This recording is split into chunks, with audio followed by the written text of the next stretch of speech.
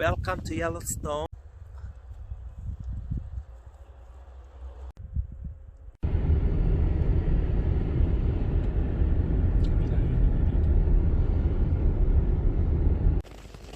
Take a look through here, base layer down at the bottom. It kind of looks like a tube coming out through the base. That's an old mineral spring.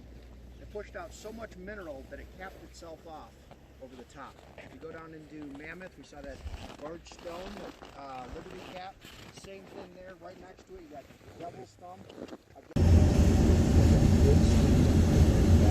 Looks like it's boiling there. The boiling temperature is 190 degrees. That's good gas. Next couple of minutes, we're coming into Madison Junction with PA. You want help?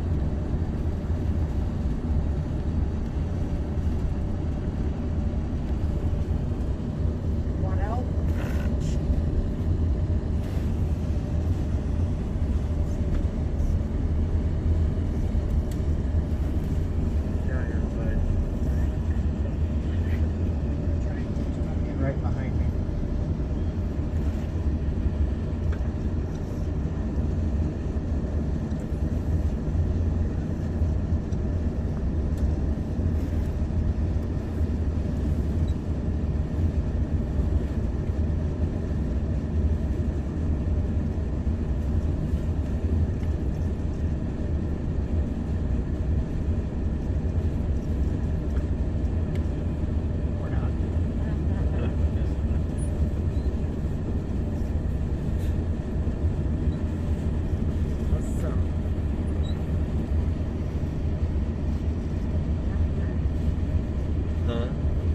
Males have their horns up straight up.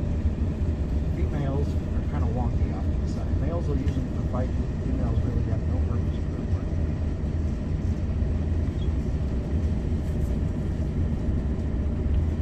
Alright, little guy. I know it's your first winter. You don't know what's going on. But over the top of these horns, you got, it's almost like a fingernail that grows over the top of it. Protects it.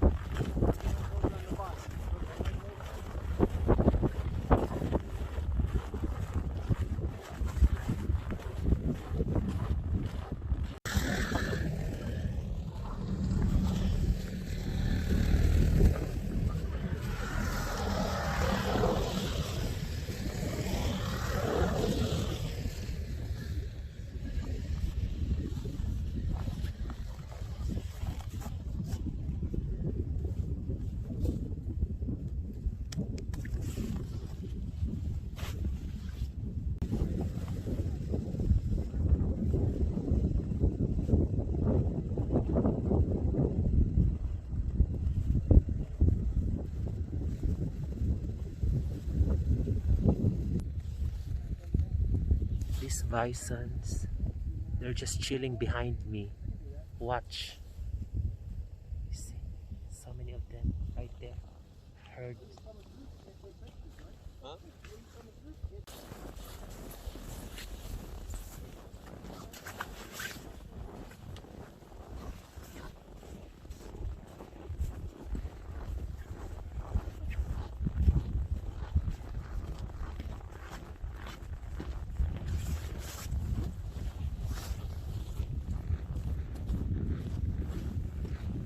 Source, obviously, is going to be the coolest. However, just off to our right is Celestine Pool. Celestine Pool fluctuates between 165 and 180. It's quite hot. Now, there were a couple of guys that came here in 1982 with their dog named Lucy. They were from California. And they came out here, they left the dog in the pickup truck, came out here, dog got out, came out here, and Celestine Pool. We aren't any smarter, so we went after the guy. Dove in at first, and his buddy pulled him back out. The dog didn't survive. The owner made it to Bozeman Hospital and died 2 days later in that hospital. His last words were, "That is the dumbest thing I've ever done." But we want to make sure that we stay on the boardwalks as we're walking through here for that very reason. You can't just eyeball it through here and know what to do. For those extremophiles, you don't get those insects that we require.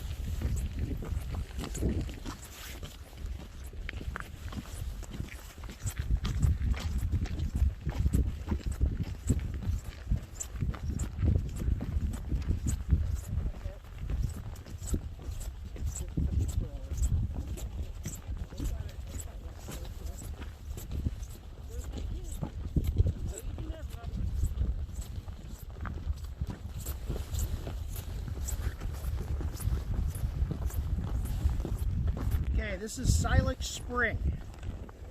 It goes down 32 feet. It is producing water. Current temperature at the surface, sitting at about 129. Once you get into the center, a little further down, you're looking at 150, 160 through there. But if you take a look to the outside, we were talking about that bacteria earlier. You have your oranges, you have your yellows through there because of that temperature as it fans out. Now what's going to happen through here during the summertime, when it rains, all that bacteria constricts. As we get more of the drier atmosphere and get more of that heat, it's going to expand right back out. Grand Prison. I've only done this storm.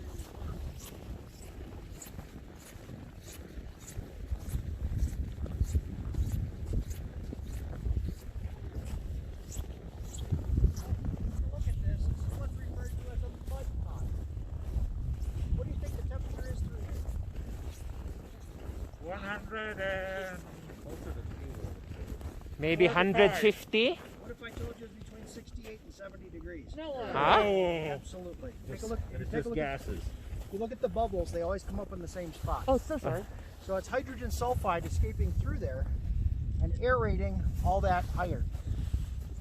So it's holding water, it's not producing. You've got thermophiles on the inside, those microorganisms, eating that hydrogen sulfide and producing sulfuric acid. So this is a lot like a car battery on the inside. You don't want to put your hand in it. I'll see if you guys were paying attention. The system goes out flat. Kind of cool? Yeah. I'm going to show you something else here.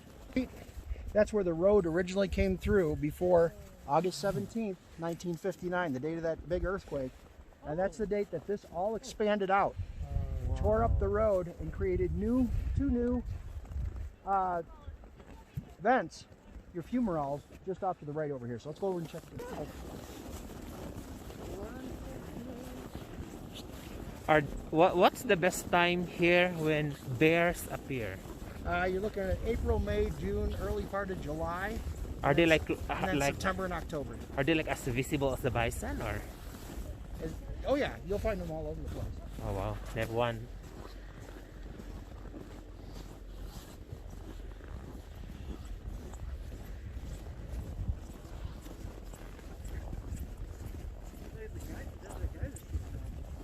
Oh my God, what's this one? We are in no rush. It's always going off. Let's look at this.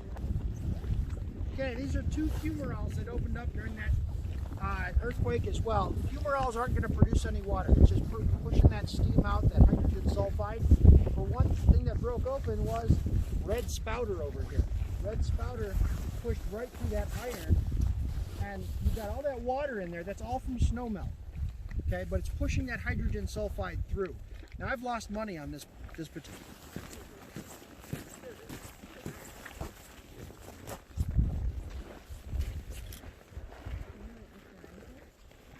Huh?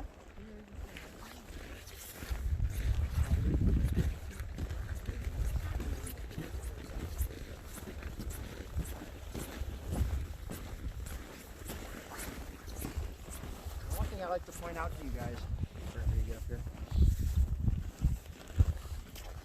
If you take a look at the lodgepole pines, I was kind of telling you about this on the bus. But the needles come out in twos, and they form an L. L is for lodgepole pine. It's the only tree that'll push the needles out in twos, like that. So you can kind of eyeball a lodgepole pine and know that it's a lodgepole. Kind of cool. Now watch the lodgepole over here. Hotel, the Fountain Hotel, and this is the one that had the pipe that ran out to that hotel. This is a convection pool, so the temperature is not going to be super hot. Is that safe to bath or no? It wouldn't be great for you. It's about bath water though. We're sitting at about 91 degrees, but you got a lot of hydrogen sulfide pushing through the bottom. Basically, sift it out, push it to the outside, and kind of give it a brown color. Pretty cool. Yeah, a little bit. Now, so we got mud pots, we got pools, we got springs, we got fumaroles. Now let's go check out the geysers.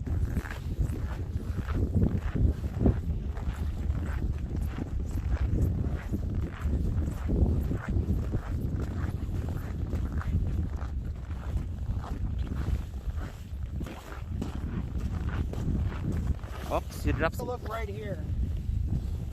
Kind of puts things into perspective. That white dome down there, that is Mount Holmes. We drove past that coming in here this morning. Right in front of it, that black rim is the Caldera Rim. So as we come in here, we know that that's about 20 miles away. As it winds around through here, that far rim down here is the Caldera Rim. That's about 20 miles away.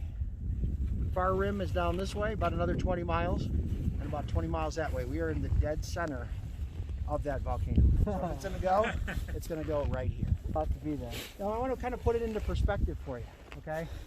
We've got magma below you right now, about a mile and a quarter down. Okay, so Basically to those trees down there. Kind of put it into perspective. That's how close it is right below you. Probably the hottest you'll ever be, even with the snow. Kind of cool? This place is amazing. Follow me down this way. We're going to take a look at these geysers, but I'm going to point them out to you. so this is the center of the volcano.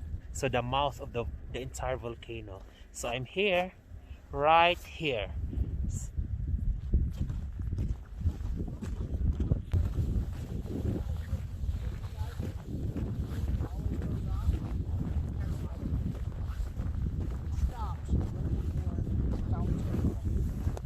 Otherwise, it's always going off. But it'll lose pressure. So we just lost clepsydra down there. It's just kind of giving us little spurts right now, so it's losing that pressure. So we know that within the next hour or so, fountain's going to go off. Not one that you really wait for because it's got a plus or minus 2 hours on it. But let's go down and check it out. We may catch it while we're here. But when it goes off, you get that. Clepsydra will kick in just a little bit, and jet will go off. It's like Yankee Stadium. It's awesome. Be very careful.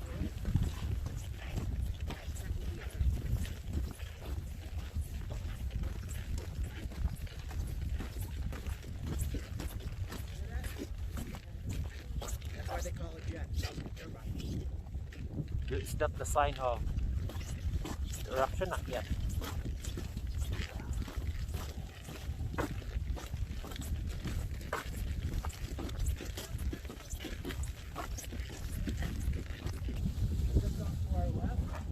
Jelly fills up.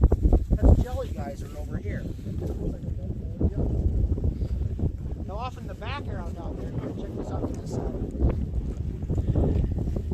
got a tiny little geyser out there just spouting out there. That's known as Bellefontaine. It translates to beautiful geyser. But one thing that's very unique about Clipsendra, just a little bit of action here, not a whole lot, is notice the top of it. Notice the color of that dome. What color is it? It's yellow. It's yellowish. It's actually got bacteria over the top because it's going off all the time. It's able to keep that bacteria over the top, which means it's also got